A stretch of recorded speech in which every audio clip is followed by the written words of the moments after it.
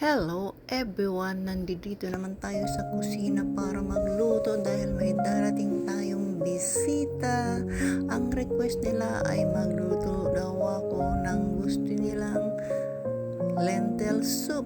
Ito ay Italian soup. Kaya subukan natin magluto. Basta kumpleto ingredient, walang problema sa akin. Kaya natin to. Let's do it!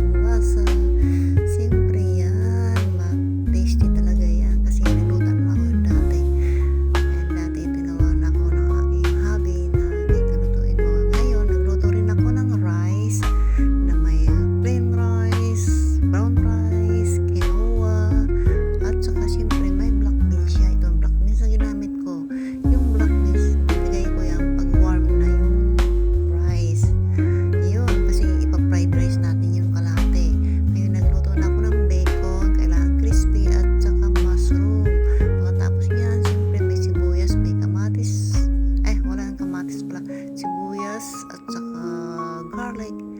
Yan, minix na natin yung rice. Yan na siya.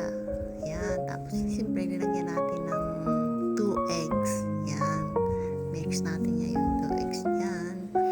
At yan na siya. O, diba? Sarap natin, sarap magustuhan niya. Luto na rin yung soup.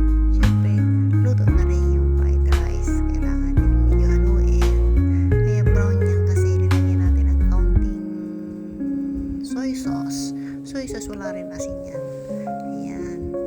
Siyempre, tansyado natin yung soy sauce. Tapos, naghanap, siyempre mag-sit sa table na ako. Hinahanap ko yung juice namin. Akala ko nasa taas na niya dyan pala sa baba. Inalagay ng aking hubby. Yun, hinahanap ko sa likod. Pero andyan. Kaya nag-sit na table na tayo para kakain. Ready na ako. Maglalagay na ako ng plate. Thank you for watching.